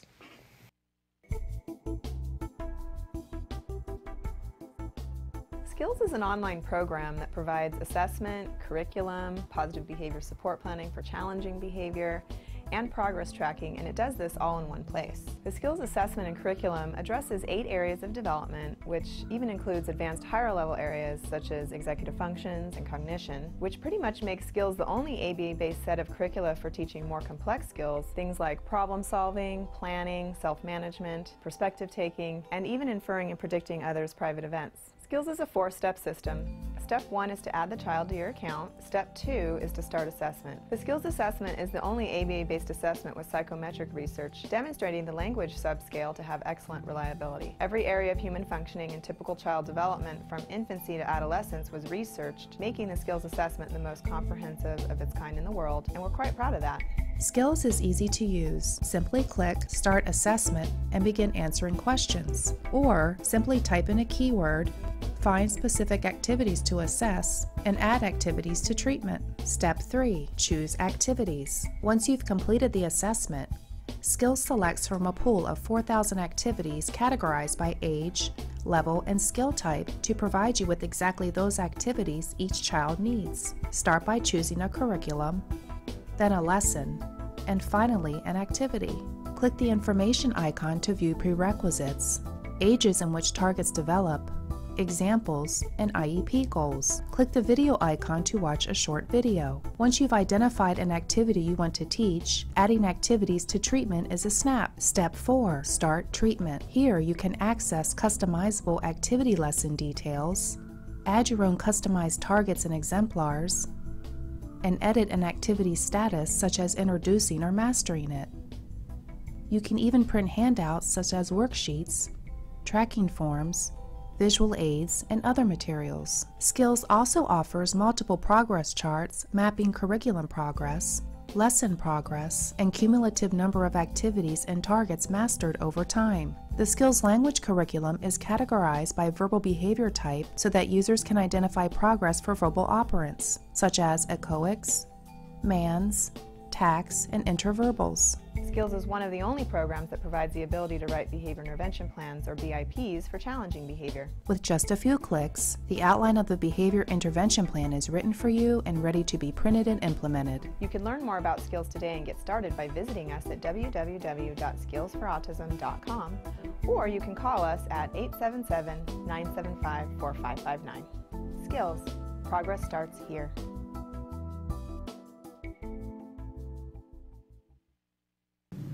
Welcome back. We asked you a question today. What were you told to expect when your child was diagnosed with autism? And somebody wrote in on the live feature and said, I was told that my son would not go to college, which honestly, I don't know how people who say these things can sleep at night, because what are you, a fortune teller now too? You're a physician and you're a fortune teller? But what I love is that then this person wrote back and said that he is now mainstream third grader and he will go to college if he wants to, and that he and Jem, my son, will be roommates. So I love that. I think, I hope that that happens. I'd like to see Jem have an entire dorm filled with his friends that are there, all the people who said that our kids weren't going to college. I want to see that happen. We'll have to make sure that they find colleges that are work for all the things that they want to study. And then we can all get apartments around the corner, because that's where I will be. But I absolutely love that, and thank you for writing that in, because people need to hear that your child was told that they weren't going to go to college, and you know that they will if that's what they want to do. Not everybody wants to go to college, but you know, they can. We've talked about this before, that there are more and more colleges that are, you know, it doesn't matter what the skill level is, that they're finding ways to accommodate individuals with all kinds of different learning and behavioral issues. So there's no reason why our kids can't go to college. And I expect them to go and excel And that's my expectation. I also wanted to give a shout out to a couple of weeks ago when we interviewed Temple Grandin, and our production designer Suzanne Oshinsky was there and had the great foresight to bring some plastic cows. I think I told you guys about this, that we were in this room and there was a lot of technical equipment everywhere, and Temple Grandin walked into the room and said hello, was polite, but then her immediate focus went to the plastic cows, and she was smiling, and she said, "What's with the cattle?" Something that my son has taken to saying a lot in the house. What's with the cattle? But in any case, she was thrilled because Suzanne said to her, well, we brought these hoping that you would autograph them. And she did, and we gave one of them away here on the show. And we asked for the person who got the cow, her name is Cindy, if she would be willing to send us back a picture of her with the cow. And we're happy to report that we have a photograph for you to look at of the proud owners of the cow. There she is with her daughter holding the cow. What a wonderful thing. So congratulations to you, Cindy, and to your family. I know that cow will have a place of honor in your home, signed by Temple Grandin. Absolutely fabulous. Okay, we are going to take a break, and we've got a lot more to cover. We're going to tell you about a petition to sign, and then a little bit later I've got a school tip for you, which is about some really amazing things that you can do for Teacher Appreciation Week, so stick with us.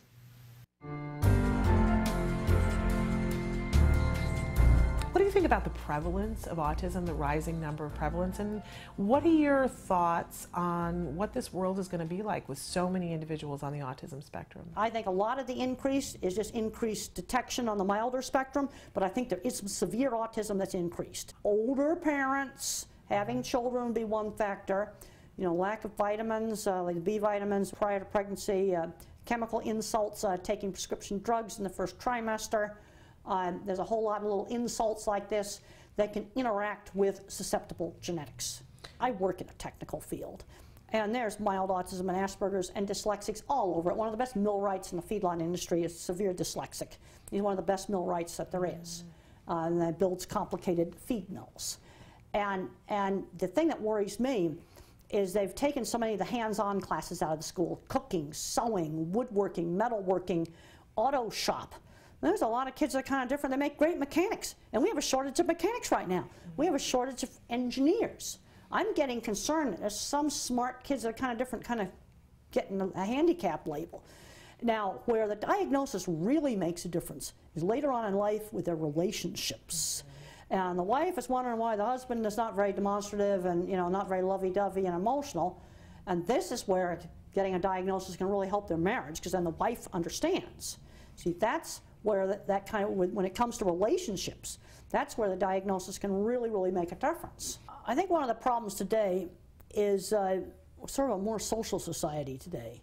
You know, the kid that was a little bit not too social before, he'd be out there in the auto mechanic shop, getting along great with the shop teacher, and they got rid of that kind of stuff. You see, I'm in a weird situation where I walk back and forth between the autism world and the sort of metalworking and cattle working kind of world. And, oh, there's farmers that I know that are on the spectrum, and they're doing great in farming. So maybe it's not that these kids actually do have a diagnosis then, but maybe the prevalence was there before? Well, I think on the mild end, I think the prevalence is probably there. But I think there's severe autism that has increased. There's way too much sugar in the diet. We also have an omega-3 deficient diet in this country. We're not getting enough omega-3s. I think let's go back to the alternative things: fish oil supplements, some of the B vitamins, and lots of exercise. Kids are eating way too much sugar, and kids are not just getting enough activity. You know, mother used to say to me, go outside and run the energy out of you. Well, and kids aren't doing that today, so that makes the ADHD worse.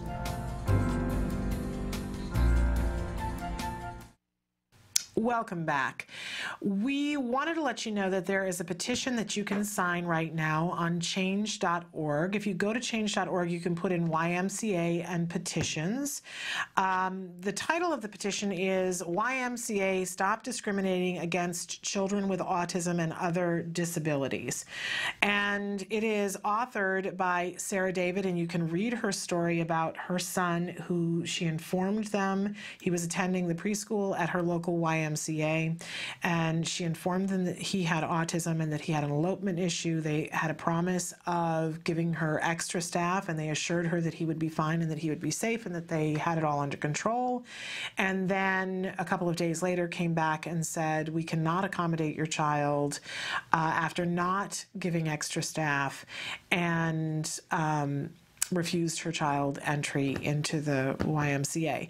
Now, this is disturbing, of course, and really disappointing to come from the YMCA, but it is certainly not the only complaint that people have leveled against the YMCA. I want to preface it and say that there are a lot of good people and a lot of good YMCAs, and I've heard wonderful stories about YMCAs who have been so instrumental in a community in helping families on their journey through autism. But I do say to you in all sincerity that this story is particularly poignant to me because I experienced, when my child was diagnosed with autism, we had just joined our local YMCA, and we informed them and asked if it would be a problem. We're told no, that it is fine, and we're inclusive, and very quickly the situation turned and my child was forbidden to come back. And certainly when I, you know me, and I didn't let it go and had a conversation with the director and said, how could this be?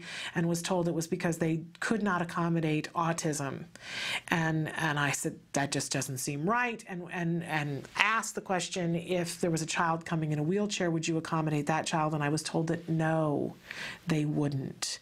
Now that was many years ago, and I have since heard that at that YMCA they're much more inclusive, but I am hearing these stories and hearing this poor mom's plight.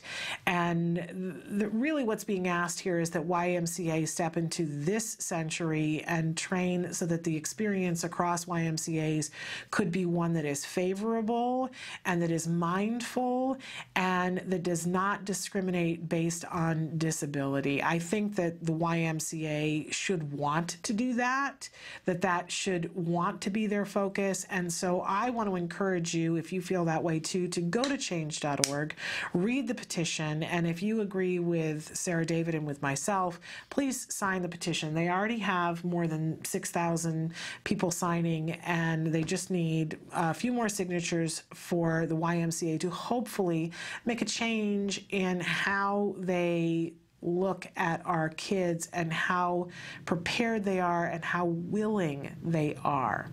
And we certainly hope that the YMCA will take some action to make sure that our kids are welcome. They certainly should be. Again, change.org. Look for YMCA, and you can put in autism, YMCA autism, and it will come up for you. Please sign the petition. We're going to take a break and come back and give you our school tip for the week. Stick with us.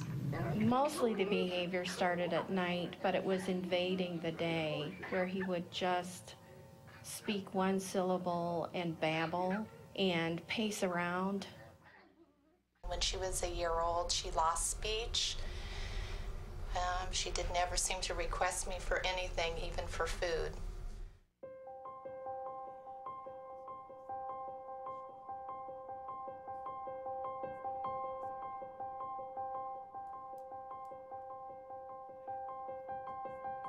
He told me over the phone that I should just put her in an institution. I was devastated. What's an institution? A hospital. Yeah, isn't that nice? He told me that it was possible or likely that Ruffin would never be employed, that he would never work productively, that he would not know that I loved him, nor would he love me, nor would he be likely to marry.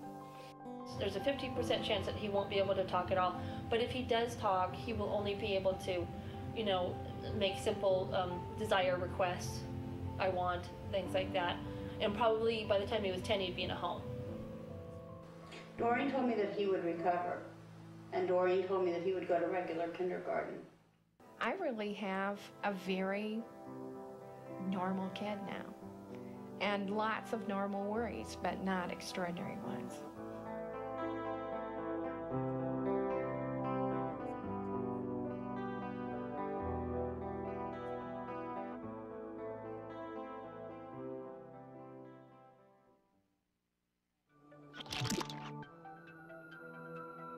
My name is Deli Popola, and I'm one of the creators of thehotspot.com.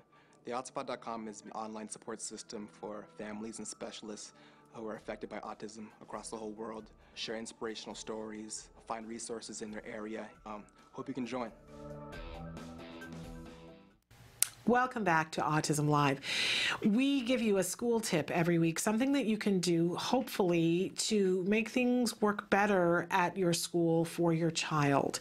And I've mentioned this website before, but I wanted to give you a look at what it is. Teacher Appreciation Week is coming up soon. And it's different, I think, in different states and at different schools. But check out, ask with when you drop your child off, say, when is Teacher Appreciation Week, right? Everybody appreciates when you ask that. And a lot of times you will spend money on flowers or candy or something else. And why not spend the money, a little bit of money, to help your teacher to be more effective in the classroom, which hopefully will excite them. If it's a good teacher, it should, and will have a trickle-down effect for your child. Well, there's a website that we've referred to before, iBehavioral Training. It's for the Institute for Behavioral Training, and you can go there, and what I've done is click through a couple of pages. You'll see at the top of all of their pages, they have their little IBT logo, and then it says e-learning, then it says face-to-face training, BCBA supervision, and continuing education. Well, what I'm talking about is this e-learning that's here. And when you go there to e-learning, you'll see down the side it has different classifications of e-learning. They have practitioners, direct staff, educators, and parents and family members. I want to encourage all of us to do this for Teacher Appreciation Week. Click on the Educators tab. That's where I am right now. And you'll see this whole list of educations that you can give. They're basically classes that are online, but they've been recorded so the teacher can start and stop them. And some that I'm going to recommend for Teacher Appreciation Week. How about the skill acquisition section? They have skill acquisition for discrete trial training in the classroom. But here's what I would love to pick. Skill acquisition, reinforcement strategies in the classroom. Ways of helping your teacher to be able to know how they can. We all want our teachers to be focused on reinforcement. So here are some that are tailored just for in the classroom when they've got more than 8 students. Experts talking about this. And the price for that? $15. You can give that to a teacher easily and know that they're going to get continuing education, which should excite them, as I said, for a teacher, and your child's going to have a teacher who really has the best information about reinforcement. Here's another great one, skill acquisition, shaping and chaining in the classroom, an effective way to teach new skills. What a wonderful thing. And again, you're helping the teacher, you're helping your child, and you're helping all of the children in the classroom that are there now and that will come to this teacher's classrooms across a lifetime. It's the gift that keeps on giving. And how much is that one? $10. How lovely is that? A gift that keeps on giving for $10. Another one, skill acquisition, data collection in the classroom. How real skills about how can a teacher who's got all of these students collect data in the classroom. Believe me, they'll be thrilled to know that. That's a toughie. $10 for that one. How about prompting strategies for early learners? We were just talking about prompting. This is one, although it's for teachers, you could buy this yourself. $15. Another one, skill acquisition, prompting strategies for advanced learners. So we have the early learners and the advanced learners, and that one's only $10. How about one, teaching students to communicate, teaching them iconic communication? That one's a little bit more expensive, but if you have a child who you're trying to teach PECS or to use an iPad, this is a great one to be able to purchase for your child's teacher. The list goes on. How about one, teaching students to use sign language? That one's only $10. Imagine how much difference could be made with that if you have a child who is not speaking. There's one on visual programs, teaching options for visual learners. If your child is visual and your teacher is saying, I don't know what accommodations to make, for $10 they can do a training in it online, at home, on their own time, so that they can start and stop it, and you can buy these as well. Again, this is the IBT, Institute for Behavioral Training. You can go to their website. It's ibehavioraltraining.com. ibehavioraltraining.com. And when you get there, where I've been on is the e-learning, and then you can decide if you want to go for practitioners, educators, parents, family members. Currently there isn't as much there for parents, but I understand that they're going to be adding on to it. So check it out. What a great thing to give a teacher for Teacher Appreciation Week. All right, we're going to take a break, and when we come back, we've got some really exciting more questions to answer. Stick with us.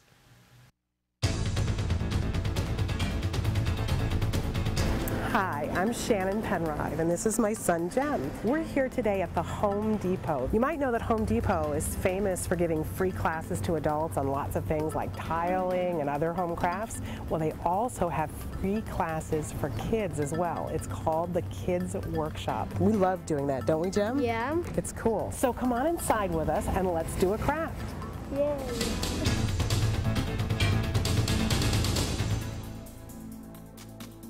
The Kids Workshop is a program that's been around with Home Depot almost since we've been a company, and it's been developed to allow kids in the community to come in and give them an opportunity to build something, to be able to create something and be able to take just simple wood pieces and put them together with nails and hammers and screwdrivers and then paint them. So you do this every first Saturday of the month. Any Home Depot that you go to on the first Saturday of every month between 9 and 12, you can join different associates throughout different stores and build these projects with these kids. And do they have to do anything beforehand, or can they just show up on that Saturday? All they need to do is show up.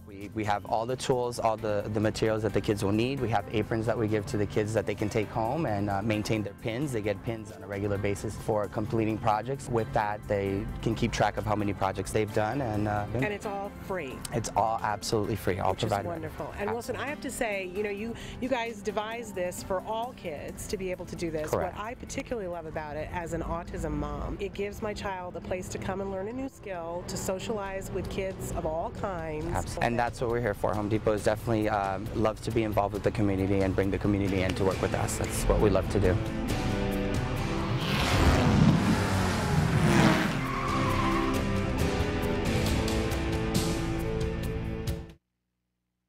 Welcome back. We had a question come in on Facebook that I thought was really a very interesting question. The question is, my daughter is going to be having an EEG soon to check for seizure activity. And we've been talking about that a lot on the show and the benefits of having that checked out, but it can be overwhelming. And this parent goes on to write, other than a social story, what can I do to get her prepared? Well, I came in this morning and I tracked down one of our experts who couldn't come in today to be with us.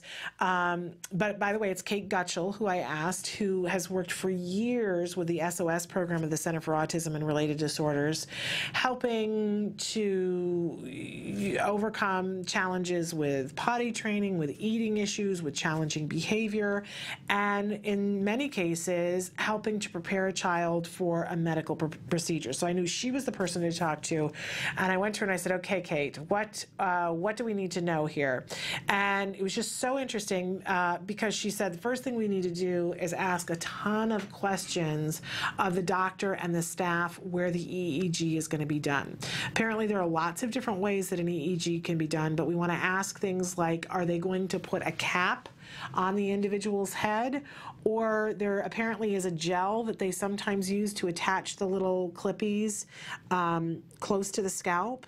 But always there are these things that have wires, and it can be very intimidating for somebody who isn't on the spectrum. So we want to ask questions about how this is actually going to happen. So we're going to ask about how the wires are attached, and we're going to ask about, is the child seated or laying down? Is the room dark? Is Is there some light in the room? Is there some ambient noise? Like, are there fans that blow? Will they hear the clicking of a typewriter? What are they going to be in the room alone, or is there going to be a technician there with them? Are you going to be allowed? Ask every possible question that you can think of to determine all of the sensory elements so that there's no surprises. And then once you know that, it becomes this, and you need to make it fun, so think of it as fun, but rehearsing. We're going to rehearse this. So one of the suggestions that Kate made was if they're going to use the cap, which can be, sometimes in some cases it's better for kids, but it can be very disconcerting because you're wearing this almost like a bald cap on your head, and it's got these clippies attached to it with wires hanging down, and if you turn your head it makes a little rattle noise and you feel the weight of the wires, and it can be very disconcerting, and we see kids constantly wanting to look to see what's going on. So we can simulate this at home. Perhaps one of the suggestions was with a bathing cap and taking those little binder clips that are in office supply stores and getting little binder clips and attaching a piece of yarn or string to each one of them, and then clipping the binder clip to the bathing cap. And having first the child put the bathing cap on and sit in the chair, right? We do this in little increments to see what they can tolerate, right?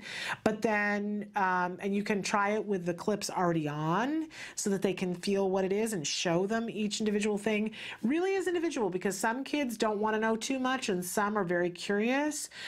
Maybe that the child wants to see in the mirror that, you know, this is what it looks like with the bathing cap.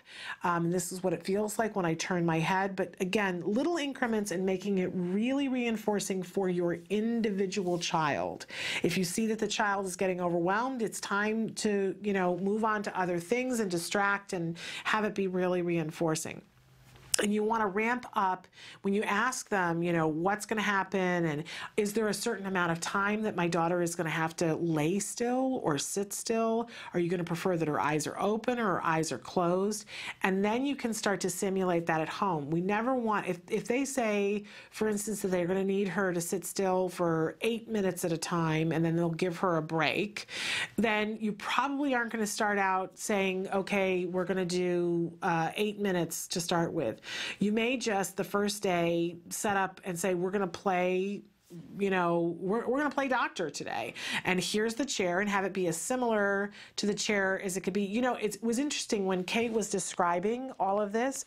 I remembered having to go years ago, I mean literally 40 years ago, I was 10 years old, and having to have an EEG done. And I said, boy, hasn't the technology changed? Because I can remember them putting the gel in my hair and attaching the little clippies and sitting in a room. And she said, you know, it depends. It depends on the facility. Sometimes they're still doing it this way. But know how long your child has to sit still for and prepare them for it. I remember my sister tortured me before I went and told me that they were going to attach electrodes. And my mother did not know that my sister had tortured me with this. So, but the key is to very slowly work the child up to the point where they're comfortable rehearsing it at the amount of time that it needs to be when you're actually doing it. So maybe the first day you go in and say, okay, you know, we're going to play doctor and we're going to put on this cap. And maybe you have one for yourself and you dress it up with different colored ribbons. If that's what's reinforcing to the child, that may not be reinforcing to your child. Maybe, you know, what's reinforcing is having to put on just a cap with plain thread that's hanging down, and you say, and when we're done, you're going to get a cookie. But there's some paycheck for it. Try to make the process as fun and as innocuous and nothing to be fearful. If you're attaching the little binder clips to the bathing cap, make sure that you don't pinch anything inadvertently, because we don't want anything in the practice to cause fear or to be at all painful. We're making it as pleasant of an experience as we possibly can rehearsing it.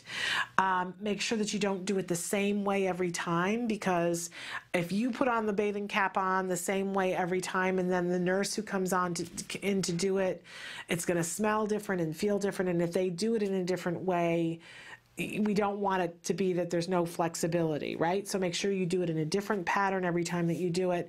And if they say it's 8 minutes that they have to sit still for, maybe you start with 30 seconds and give them the reinforcer, and then later on that day you try to go for 45 seconds to see if they can do it in huge reinforcement, so that in a week's time maybe you can work up to 8 minutes. I don't remember from when I did it how long I had to sit still for, and I would hope that that it's a fairly short period of time and then give a break. It's also a great time when you call the doctor's office to let them know, you know, here are some of the issues that my child has. What accommodations can we make for that? Like, can I be in the room? And you may not be able to. Can she hold something in her hand that's soothing to her? You know, they probably won't allow music because they're looking for brain activity at rest, but they probably don't want to sedate the child because they want to see what's happening in real time. If they're worried about sleep, they may want to make sure that the child is sleeping, but ask all those questions. What's going to happen? What can I expect? What you may even want to, if there's anything that they're going to stick to her, you may want to ask for samples and say, can I have a couple of the stickies so that we can practice at home? I bet they'll be thrilled to help you out. But do me a favor and let us know. Let us know how it goes, what you ended up deciding to do, and how it worked out, if it was beneficial. In some cases too, and this is not all children, maybe make a video of the fact, you know, that she's practicing so that she can see what it looks like when it's happening, and that there's nothing happening that's frightening. And if you really, there are other things that you can consider going, after you've rehearsed a little bit, going to the room where she's going to sit in and having her sit in the chair to say, okay, you know, in 2 days we're going to come back and we're going to do this. If there's a lot of ambient noise, you may want to ask, you know, can they record for you the ambient noise so that you can be playing and that it's not disruptive. It really will depend on what sensory issues your child has and what they tell you, what the circumstances of where they're going to do it. But try to have fun with it. We've seen people who have had to have an MRI build a cardboard MRI arch and have a little sliding lawn chair that goes in to practice it. It sounds a little ridiculous, but if it's what works, right? We don't want our kids to be afraid. We don't want them to be intimidated. And more importantly, you want, if you're going to spend the time to do this, and certainly the potential money to do this, you want for the test to be appropriate for them to get the information that they need to diagnose if necessary, right? The worst thing would be to, you know, start the test and have to stop. So we do what we have to do, which involves getting the information and rehearsing, but make it fun. Really important to reinforce it. All right, we're going to take a break and come back to finish out the show. Stick with us.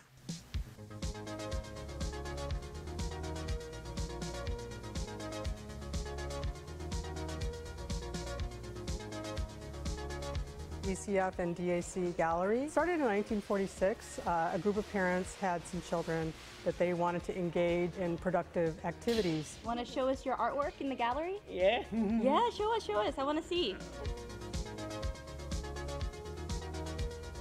And the two top ones are yours? Yeah. Very cool.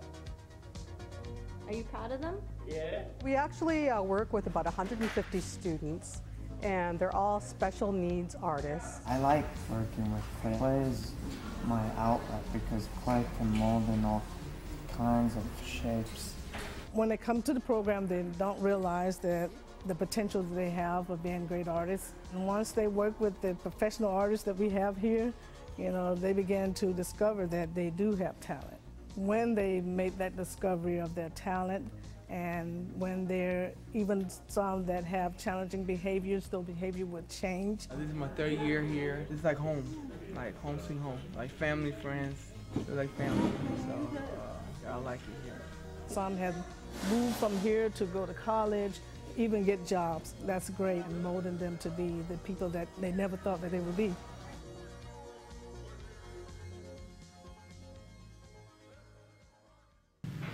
Welcome back to Autism Live.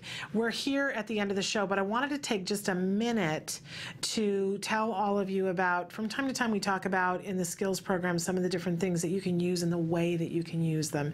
And it's been on my list for a week now to talk to you because we're getting close to IEP season.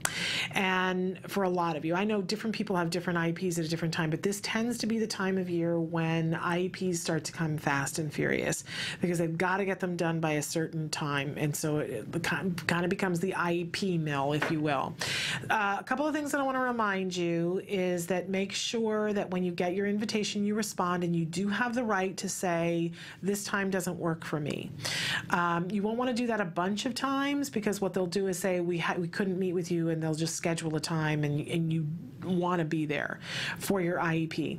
Make sure that when you respond and say, yes, this date works for me, that you ask in writing tell them that you are going to bring a tape recorder. You have to tell them in writing, in some states 48 hours, in some states 24. So just when you're responding saying, yes, I will come, in writing say, and I will be bringing a tape recorder, and if there's anybody else that you're bringing, have the courtesy to say to them, I'm coming with an advocate or, whatever, so that they can plan for chairs and so on and so forth. But you have the right to bring your whole neighborhood if you want to. I don't think it's beneficial usually, but you have the right to bring whoever you'd like. And I always, in writing, will say, and I would like all reports, well, I do two things, actually. I ask for all reports to be in writing delivered to me 48 hours before the IEP, and if anybody is going to be doing any testing, that all of it be approved with me beforehand, and that I be given that in writing. And then I talked yesterday about the behavior intervention plan builder on skills. Also want to remind you that for each lesson that's there, they have the IEP language written for you, the benchmark and the language, and all you have to do is fill in the blanks of the dates. And perhaps we'll spend some more time on that a different time, but really beneficial for when you're getting ready for IEP season. Emily's showing you some of the different ways that you can get in touch with us because we're not doing a show tomorrow. We'll be back on Monday. And on Monday, Monica Holloway is going to be joining us. She is the fantastic author of Cowboy and Wills, a beautiful, beautiful writer. By the way, her husband is a beautiful writer and apparently won an Oscar last night in the for a short that he did for The Simpsons. So we're going to talk with her about that on Monday. And she's also got some exciting information for us. She's going to be joining us on a semi-regular basis. So thrilled about that. But we hope that you will participate with us over the weekend, write in, share things. And Dr. Grimpeche asked you yesterday, if you're liking the show, please share it. Please tell another autism family, at least one other autism family, about our show as a resource. We appreciate that. And when we have more viewers, we have the ability to bring you more information and be here longer. So I appreciate that. I hope that you guys have a great extended weekend. We will be back on Monday with all new exciting shows. Until then, please give your kiddos a hug from me. Bye-bye for now.